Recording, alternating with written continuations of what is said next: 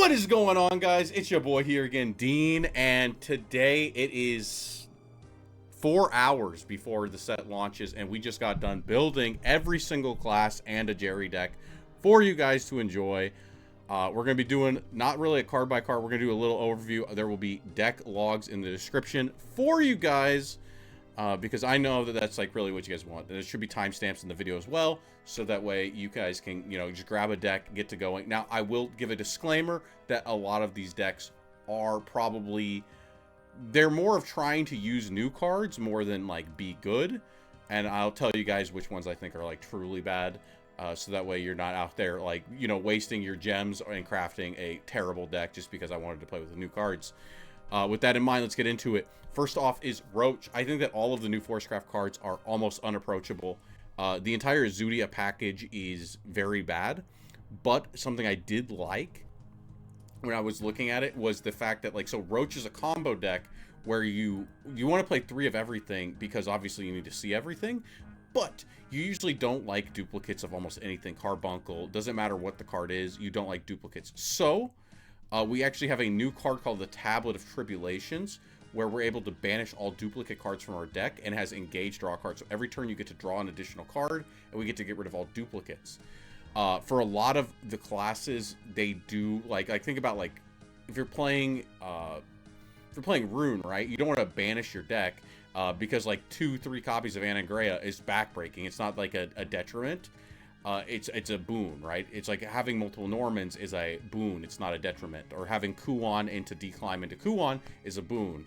Or like Control Abyss is a little bit of grindier deck. And when you have like the back-to-back of your good cards, you do like that. But when you're playing Forest, you kind of just want to kill your opponent, and you want to have like that like diverse hand of like a bunch of like 0 mana cards, but maybe like not like multiple copies of cards like Glade, right? So if we're able to banish them out of our deck, and then basically playing a Hearthstone deck, it was Marvel Snap. We're playing a Marvel Snap deck. We should realistically be able to get the Roach down alongside our powerful like cards like, you know, like a Fairy Convocation, and instead of being bricked on 3 of them, we just have like 1 to be able to combo 3. A little bit of an include as well is the Greatness Ascendant. This is a 4 mana card that says draw 3 cards if there are no duplicate cards in our deck. It actually is going to be played for 1 mana. So once we get the tablet down, we're going to be able to get this thing down as a 1 mana, draw up the rest of the deck, get the combo that we need, and hopefully be able to lead our opponent, as Roach is prone to do. So we're not going to, you know, miss the fact that we banished 20-something cards. I think that of like everything that we built tonight, this seems like one of the best things that we've made. And I wouldn't be surprised if Roach decks actually do put the tablet into their deck going forward. It just feels right. But like maybe like we're going to be cleaning up like some of the cards. I did include a Stray Beastman as well. I am just a little bit of a fan of it. It's like an additional Lairn, the Cambent. Lambent Cairn. Oh, sorry, I'm very much struggling. But since we're going to be banishing a lot of our deck, like, right, maybe we're not going to have access to many of these as we wanted to. But this plus the Carbuncle is like a big combo generator, so that hopefully our Roach can get the lethal that it needs. Next up is we are being a little cheeky with the Swordcraft. Okay, so Swordcraft got an entire new archetype. It got the Octress cards, where we're going to be gaining a crest that basically there's 4 different loot cards. Everything generates like 1 to 2 of them, and they come in pairs. And that whenever we play or fuse a loot card, because we have 2 cards with fusion, where we're going to be adding the loot cards to them, and they're both really good cards, by the way. We get to reduce the countdown of this crest, and then at the last words, we're going to be getting a 1 mana Remnant of Hollowness, which is going to deal 4 damage split between all enemies, which means that our opponent needs not have a board. Don't worry, we have a complete board wipe on a 6 mana card that has fusion on it. So this is basically going to deal 4 face if our opponent doesn't have a board. And the card that really brings us all together is the Sincero, Heir to Usurpation. This card is the best card in the set. It's not even close. We have 6 mana, 5/6 fuse loot cards. And then we're going to have Fanfare, X damage to all enemies. X is the number of differently named cards fused to this. So there's 4 loot cards. It's going to be hidden the entire board, including face, for 4. But on Super Evolve, we're going to replicate the effects of this card's Fanfare ability, which means we're going to be hitting 8. And if it's turn 7, we're going to be able to pair that with the Octris spell to deal 12 as early as turn 7. And it's going to be blowing up the board. It's in separate packets, which means that cards like Norman or whatever from like last set, right, where he summons the guys with the barrier, or like even an Aether board, it's non-targeting. It's going to be going around all of that. Honestly, you're not going to probably be able to get the 13 because the Super Evo is probably going to be able to clear anything your opponent has. What is the other cards? The skeleton, the mummies or whatever from Abysscraft that come back with last words. This is going to be able to clear them as well. It's because it comes in 2 separate packs. It's just so powerful. It's kind of unbelievable how good this card is and how much reach it's giving us. But not only that, but we're being a little bit cheeky with the deck because we have like all of the usurpation cards. I mean, you guys are going to be able to read these. They all add loot cards to our hand. The big one that's noticeable is this Returning Slash, which has Fuse loot card, and then it deals 2 damage to a random enemy follower, and then adds a Gilded Blade to our hand. If we fused, we also get to draw a card. So there's going to be a little bit of removal. As far as like loot cards, we put a 1 of Albert in because the loot cards don't stop coming. They're really fucking good. Where is it? This is the one that we get to choose between the packets. People who know Shadowverse 1 should know the loot cards. They do a lot of things. They've been changed up a little bit, like the Goblet Heals. The boots are the biggest one. The boots are the biggest bane that we have, or the biggest boon that we have. It's select an allied follower in the field and give it +1/+0 and rush. +1 is the big part, right? These used to not give stats. They used to just give rush. But now not only can this be used for trading, but more importantly, we can slap extra attack onto our Albert if we get to turn 10 to be able to go in for 14 damage on Super Evo. But I don't think we're going to be going to turn 10 between this guy clutching it up and the inclusion of Kagamitsu. Why did we put Kagamitsu in? Because he has the Super Evolve getting Storm. People remember that from set 1. He did kind of fall off. But we have a new card, the Apostle of Veracity. I'm wanting to include this in the deck because I think it's really funny. 4 mana, 2/2. Select another follower on the field and give it +4/-4. That's right, we're going to be able to buff our Kagamitsu, who goes to a 5/5 to a 9/1. And then maybe we have boots or something else to be able to deal insane amounts of damage on that turn. And, you know, that's just a lot. We're just going to be applying a lot of aggression using cards like that. Or maybe even like 2 of this guy. The Kagamitsu comes out on 8. No, anyway, you can't do that. But you can definitely do that. Oh, we're also pairing the dogged one. That was the additional card that we had. I knew that we had a little bit more for reach. So the dogged one, 3 mana, 3/1, activates in hand whenever an enemy follower super evolves, give this follower Storm. So turn 7, Kagamitsu comes back. We Super Evo him. We give him, you know, we pump him up to 9. And then we dogged 1, and that's going to be 12 damage. It's the same damage Albert gives us on 9 normally, but it's going to be on turn 7. And then we're going to be able to follow it up with an Octris as well. Like, not an Octris, but it's Seiryo. Sorry, Octris used to be the face of the class. Now Seiryo is the face, so I do apologize for that misspeaking. Next up, we are trying out Spell Boost Rune a little bit different. So, since Seiryo and quite a few other cards feel like they are beating out Norman. Oh, this is the other card in Roach that was new. I apologize. I want to go back to Roach for a second. We also included... We didn't include the card. I'm fucking terrible at this. Okay, whatever. We're doing it live. Back to Spell Boost Rune. Basically, there's a new Swordcraft card that gives all cards on the board -3. -3/-3. Or -0/-3. Sorry, I apologize. These the Unkilling cards are terrible. But I feel like Norman right now is in a position where like the Earth generators in general are not very good. And that Norman needs setup. There are some cool things you can do with like the new 4 mana spell to be able to have it's like gives you a crest that after 2 turns it's gonna like pop and it's gonna hit everything on the board for 4, and then you're gonna get to like draw or heal or something. The important part is that it can blow up the board leading into 6 so that your Norman can safely summon the wards. If you're not doing all that setup, I just kind of wanted to do like a more focused spell boost deck, and so we're putting in the Emilu and the Blaze Destroyer to be able to like build boards like we did in set 1. I did like that game plan a lot, and then of course we have the Kakaitis. I mean, it's fucking Rune, dude. We're in the same deck. But the Institute of Truth is the new inclusion. It's a 3 mana amulet that whenever you play a follower whose cost has been changed, draw a card and advance this amulet's count by 1. and has engaged. Select a follower in your hand, increase its cost by 1, and give it +1/+1. So the idea of Runecraft in this set is making your cards cost more, which is the worst game plan I've ever heard of in my entire life. So, but I do see this, if a card has been changed, we get to draw a card, okay? And that's why we're putting in these spell boost cards that have their cost get reduced, because it can fulfill that condition without having to like play the bad cards. Except for I did include one of them, which is the Congregant of Truth. Oh my god, I cannot talk. It's a 3-mana 3/1, and Fanfare, if its cost isn't 3, we summon 2 exact copies of it. It does have Rush. I think that's very powerful. Basically, if we play down the Institute of Truth and then bump up the Congregant to a 4/2, we can effectively get the Swordcraft dogs on 4, which, if we know playing Swordcraft, those dogs are pretty good.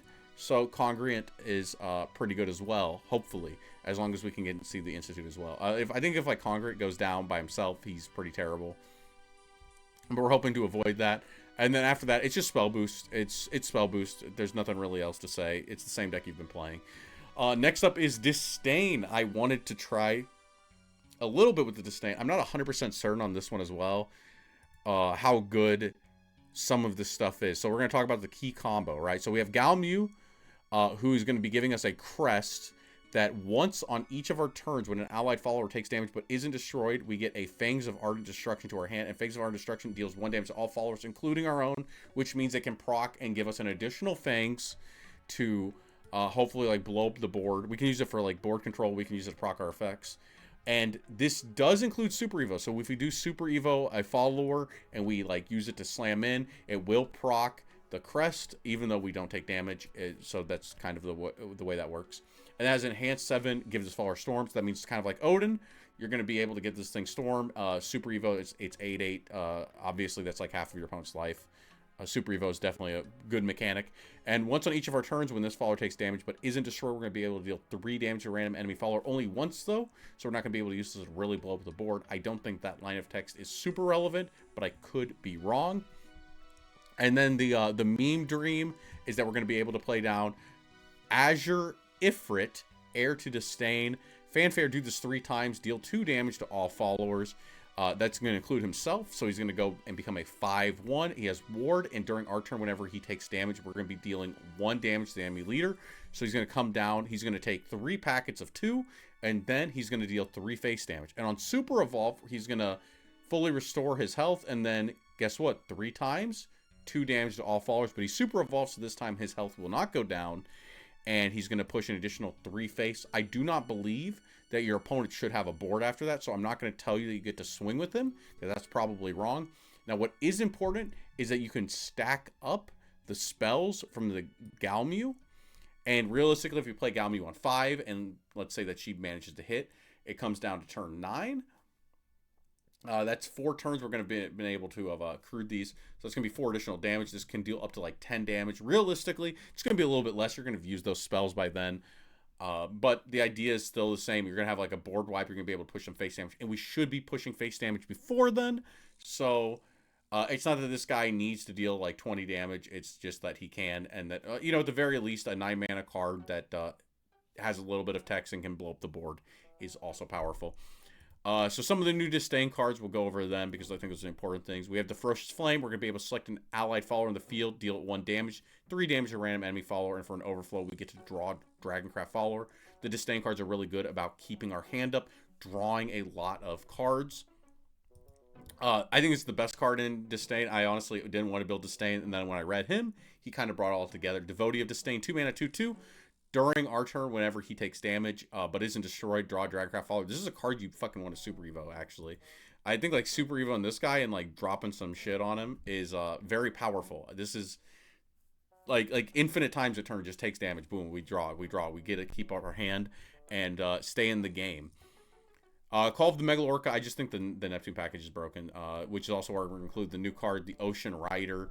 It's just 3-mana 1/1. We get a Megalorca, but for an overflow, we get 2.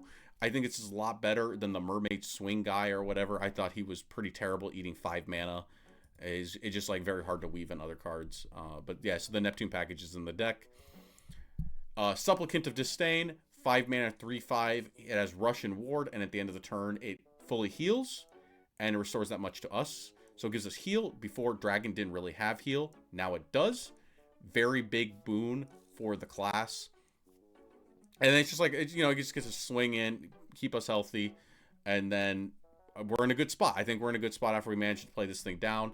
And of course, with one of the new cards as well, Congruent of Disdain. 6 mana, 5/7. It has Fanfare, 3 damage to all followers, including itself, so it becomes a 5/4. And at the end of our turn, if it's at least 3 health or less, we get all followers in our hand +1/+1. It's kind of funny that this guy becomes harder to chain after the first one. Because we have the cost increase, like we have the health increase, right? So then it becomes like a little bit harder to get him down. But if we're able to like buff this card, that gives us more healing going on, or maybe we're buffing a Galmu to be able to get additional reach. So I do think that this card is decent. I think that you could also like include a card like Genesis Dragon or Forte as well if you really want to. I did not. But those are definitely things to consider where, like, maybe your Genesis Dragon can get additional reach or your Forte can get additional reach and end the game. But I'm hoping that the Galmu plus, like, the Ardent guy is, or the Heir guy is, like, more than enough. Next up is the last card that I'm going to talk about that I included was the Draconic Strike. I just like the idea of the Strike plus the Galmu spell being able to clear the board, get the cost reduction. Maybe get this guy down a little bit early to be able to start clearing the board. I'm just like a fan of Draconic Strike in general. I just think it's a decent card. And that's Dragon. Next up is Abyss. I think that if you want to play Abyss, you don't include the cards I put in this deck. I'm going to be honest with you. It just is what it is. We built around the new card Sham, Naka, Heir to Entwining, 2 mana, 2/2. Basically, there's a new mechanic called Faith. I think it works a little bit like in Hearthstone. I think you have quests. You tell your opponent, I'm doing this quest this game. So your opponent gets to know that you have the faith, I believe. And it just says, yeah, your opponent's got this card in their deck. This is what they're trying to do with their deck. And if we get 10 counters by playing cards, not cards with mode, but by selecting modes on cards, we get a crest. No, it's not even that. It's a faith. A faith is different than a crest. Okay. But we basically get to increase the number of modes we can select by 1. I don't know if we can get 2 of these off and then get like triple modes on some of them. There's like one card that has like 4 modes, you select 2, so I don't know if you can ever get to do double, like if you can play 20 modes and then get double this or not. But on Super Evolve, we're going to be able to snatch steal a opponent's card. We add a copy of an enemy follower to our hand. That's pretty good. Maybe there's like a couple cards we're stealing. I'm not sure if that part's good, but the important thing is we're going to be able to select multiple modes. So we're actually just maxing out on all the mode cards, including the Chaos Cyclone. We're playing this. And then we have a new card, which is the Castle of Entwining, where it has modes to draw or to give a card +1/+1, random card on the field. And then we can engage, destroy this card, replicate, so we get to select a mode again. So this is 2 modes on a single card for 3 mana. And then we have the Devotee of Entwining. Basically, this is like AoE the board for 1, or give this follower +2/+2. Someone did bring up that if you evolve this thing on curve, like right, it's turn 4, you're going second, boom, and your opponent doesn't have a board. This is a 7/7. That's pretty funny. Realistically, I think you're playing this to be able to peel the board. But who knows? Maybe the board's empty and you just say, I want the 7/7. Screaming and Loathing. This is a 3 mana spell that says recover 1 play point, draw a follower, draw a 3-cost spell, or deal 4 damage to a random enemy follower. You get to select 2. So once again, 2 modes for a single card. Also, the cards that evolve are 2 modes for a single card. So we should hopefully be able to get 10 by 6. I think if you don't get 10 by 6, the deck is probably pretty shit. And I think even with that, it might not be good enough. Importantly to note is that I don't believe there's a single other card in... the only spells that we have are... like, this is the only 3 mana spell in Abyss, basically. There's no other 3 mana spell other than the Seraphic Teachings. So this is the only thing you can tutor at the moment.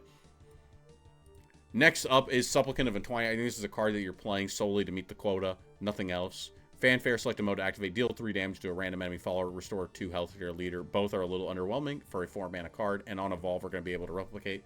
So it's a double. 2 random 3s. I mean, technically, it's like the same as, what is this? The Orthus is kind of like the Orthus Hellhound, but on a 4-mana card instead. 3 Aragave because he's the best peel that the class has, and if you're not playing him, I think you probably should be. Congregate of Entwining, 5 mana 4/4. Summon a Congregate. You summon a copy of it regardless of what you do, and you give it Rush or Ward. And then you get both copies of Rush or Ward. So you get Rush and Ward on both. And then on Super Evolve, we're going to be replicating the Fanfare. I don't believe you're going to be blowing your Super Evolve on a card like this. If you do, I just don't think you're going to. I don't think you will. Like, there's like so many better cards to waste your Super Evolve on than this card. Next up is Roll9 and Valnoric. This is the big reason I think this is the payoff card for the class other than Gensetsu.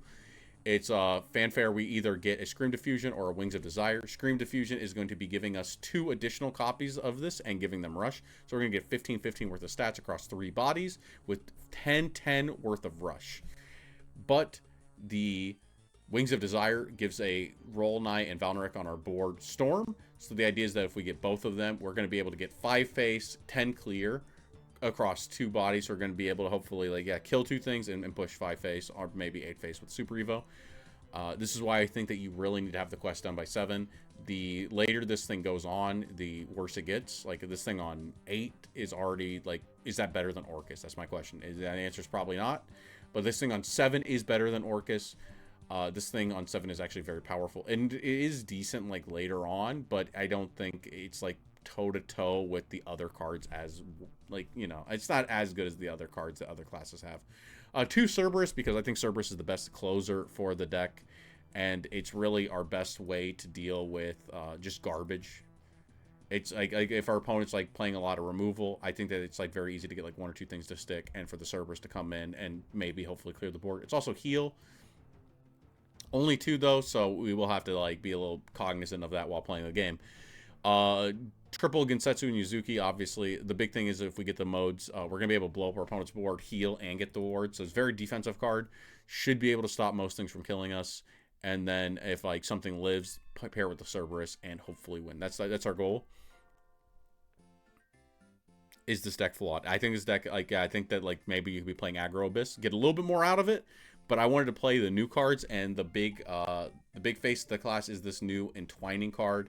So I want to see if it's playable, and if it's not, honestly, if you got Vials, probably don't Vial for this deck. I'm gonna be honest, just don't.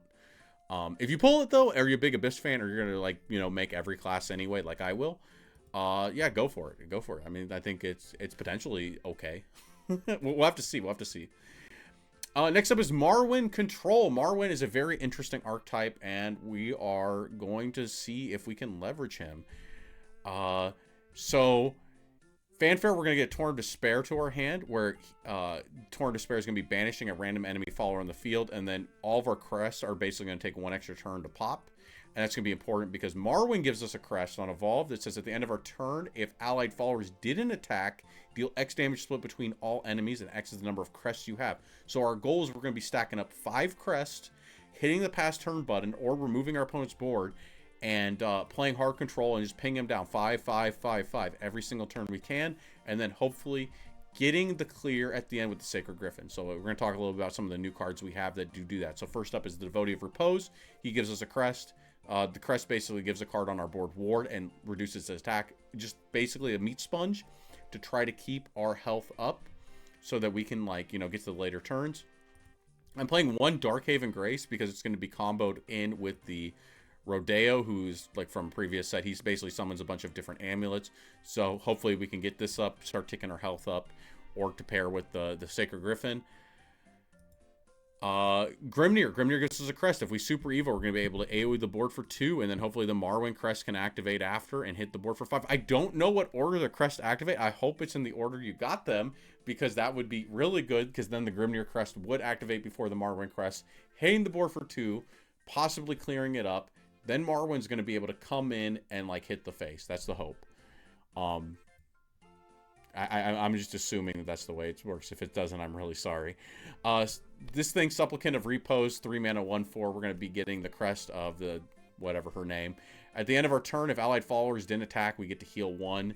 It's pretty weak, but the thing is we need crest, so we're taking what we got. Dose of Holiness, it's going to be a card we can pull off a Rodeo. It's just removal that doesn't require attacking, because that's the important part, is that we don't attack.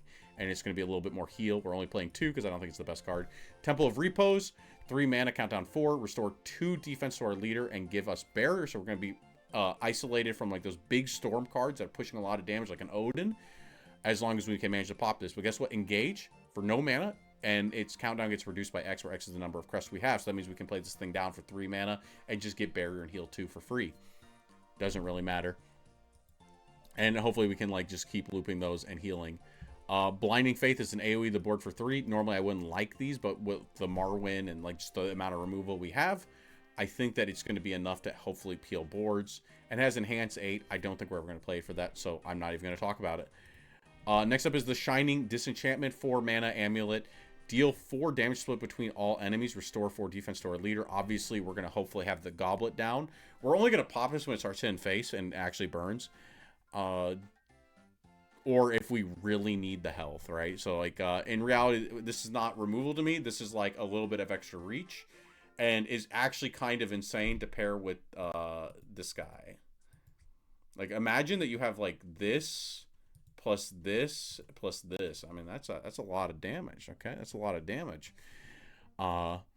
Celafina, because it's clear, and maybe we're not at the point that the crests are doing enough, and it's just going to be able to heal. I think heal is, like, very important for the deck, and peel is also good. So we can just evolve it, not attack, peel a little bit of the board. Celafina is just, I think, one of the best cards in Haven at the moment. Congruent of Repose, we get a crest. Most important thing, it does kill a card on play, but the crest says if cards didn't attack this turn, we basically get to draw a card with 4 defense. So this is 4 times we get to draw. We basically get a 2-card draw, and all of the Repose cards have 4 health, so quite the powerful effect. Himika, Heir to Repose, 6 mana, 0/4. We get a crest. Once again, countdown 4. Big theme. Basically, if she's on the board, we have an effect. If not, we don't. We get to select X random enemy followers in the field with 4 attack or less. Oh, I misread. I thought this was defense. Every time I read this card, I thought it was defense. 4 attack or less. Can't attack followers or leaders, and at the end of your turn, banish this card. X is the number of crests. So basically, we get to board lock our opponent's weak board, leave them their strong board. But on Super Evolve, we set the attack of all enemy followers on the field to 4. Big things is like Amalia. Right, I think Swordcraft is the card that's getting targeted by this the most. Norn is a big one. Norman, when he summons like the wards, you can like stun the wards, and then right, they're just like in a pretty bad spot after that, because like they've just got these 2 3/3s on the board, and they usually need additional board spaces to do anything with the rune. And then their like wards get popped, and then hopefully you can go in with the Griffin or something. I think the awkward thing about this is that, like, after you get the crest, you're going to want an additional copy. But we did see the crest, like, on the 5-drop. That's going to be giving us additional draws every single turn. So I think this deck has potential to be real. It really does come down to how aggressive the format is, and if this deck is able to, like, peel fast enough, or if we're maybe going to need a little bit more removal in the early game. But I think, like, overall, this archetype actually seems, like, pretty good. It's, like, one of the better archetypes in the set. This is the worst deck in the set. Please don't build this. We are building Lysina. I don't know if this is the way to go. In my mind, so Lysina's archetype, let's talk about it for a second, is destroying cards. So basically, Lysina can't be destroyed, and on Evolve, we're going to get this this amulet that has countdown 1, and it heals us for 1. And then it summons a different amulet that has countdown 1 and deals 1 damage. So, over a full turn cycle, it takes 2 turns to heal 1, deal 1. Now, I know you're thinking that sounds terrible, because it is. No mistake about it.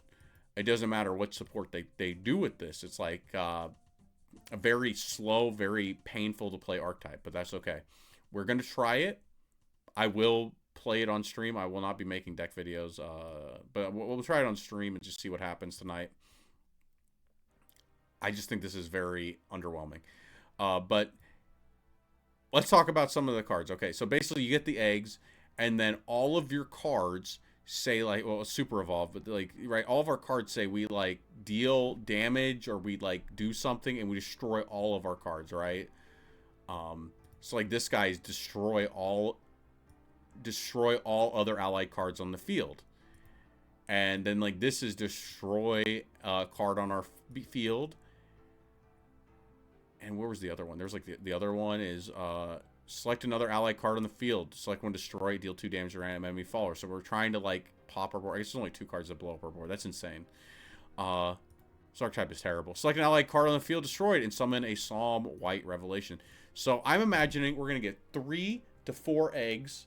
Pass turn button's gonna happen, and then we're gonna play down a card that wipes our board, and we're gonna basically be playing with 2 board slots for the entire game, so that we can get a little bit of incremental damage and a little bit of incremental heal, and play down some.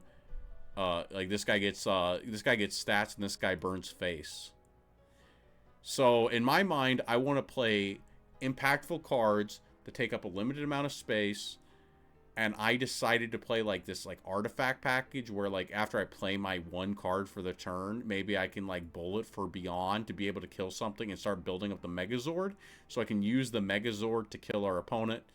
I also put a small puppet engine in to be able to give additional cards to be able to be destroyed with the Lysina in the early game. Also because I think the puppet stuff just like peels a lot better. And can be comboed with the Lysina because Lysina's stats are terrible. It's a 4 mana 2/4. It doesn't trade well into like literally anything in the game. And you need an additional mana to be able to play the Melodious Monotony. Trying to say words sometimes is hard. But yeah, like basically you need, this is random too. Deal 4 damage, or yeah, select a card on your board to destroy, but don't worry, you can't actually decide what you're killing on your opponent's board. That'd be too good. So yeah, I'm hoping that the puppets can help us peel and hopefully get the Lysina down safely, and then I don't think we're ever winning. Oh, this is the good card. Yeah, this guy, Congregation Destruction. There's one more, right? Yeah, 6 mana 3/3, destroy X random enemy followers. X is the number of allied cards on the field, destroy all other allied cards. So we're going to be able to kill up to 4 cards on our opponent's board, and then hopefully get some heals. It's like a build your own Gensetsu. If you really think about it, Gensetsu and Yuzuki, it's the same card. It's the same card if you really squint. I think that's like the worst deck possible, but it's like Sheena, so I know a lot of people want to play it, and I just think the artifact stuff and building the Megazord can give us a little bit of reach, like 10 extra damage on top of the eggs poking. Can hopefully maybe do something. We'll have to see. And then Jerry. Let's talk about Jerry. There is a new card on the... I didn't put him in anything else. My thought is, if you're not playing Dragon, or you're not playing Haven, Jerry is not worth playing. So let's go over Jerry, and I'll tell you why. So Jerry is a 4 mana neutral card. It says, add a Great Testimony to your hand. Great Testimony is a 1 mana. Select an enemy follower on the field and destroy it. So basically, we get a 1-time destroy a card. And then on Evolve, we're going to be gaining the Crest Maribane Great Manifest. And Crest says, we're going to replace our deck with the Maribane deck, which is a 76 card deck that is every card in the set. One of. Thematically, this card is unbelievable. I think this card is... I don't like this card because of like how it's going to be like, right? Because like, you're always going to get the Omen set as your deck. But not being negative, at the end of our turn, we're going to be discarding all cards not named Great Testimony and drawing 6 cards. So basically, it doesn't matter what deck you put this in. Your deck does not matter. Your class does not matter. So that means the only 2 things that matter are the cards currently on your board and the like ramping, right? Because if you ramp, you have additional mana for the next turn, right? So it's not like you put this thing down on 5 because you ramped on 3. Now you have 6 mana to play with your new deck. That's a benefit we're going to be seeing throughout the entire game. The other class is the Havencraft, because we have amulets like Darkhaven Grace, and we have the Serene Sanctuary to be able to draw into our new deck, because the Maribane deck's goal is to deck out with the Victory card, which is going to take us raw. If you're doing it raw, you're drawing 6 plus 1, so you're drawing 7 cards a turn. It's going to take 9 turns. No, it's going to take 11 turns. Sorry, it's going to take 11 turns to draw your full deck, which means it's a turn 14 win. If you have the tablet down, which is the other piece that you're going to need, It banishes all duplicates from your deck, and you engage, draw a card. So that means you get an additional draw. So you're going to be drawing 8 cards a turn, which is going to be a 9-turn clock. And guess what? If you get 2 of these down, you're going to be drawing 9 cards a turn, which is still a 9-card, or it's still an 8. It's still an 8-turn clock, which is still putting you turn 12 as far as like the lethal goes. So our goal is to completely minimize early game damage by playing as much removal as possible. Build amulets on the board that give us beneficial effects potentially throughout the entire game, like the Fan of Otohime giving us ward, or the Pyreworm Blade being able to buff our board. Get the tablet down, get the Jerry down, maybe have ramped, and just see if we can get there. I'm not sure if this is a playable archetype, but I guarantee you if it is, you are going to be wanting either Haven or you're going to be wanting Dragon, and there's not a single other class that's playable. Like there's no fucking way. I don't think that this deck's very playable either, regardless, but yeah, there's my day 1 decks. We got it out 3 hours ahead of time. I look forward to like hitting go live again in about 3 hours, and hopefully being able to give you guys, you know, we can chill, play, and anyone who chooses me over Igni, thank you, because I know that it's going to be rough out there for the other streamers tonight. But yeah, thanks for joining, and until next time.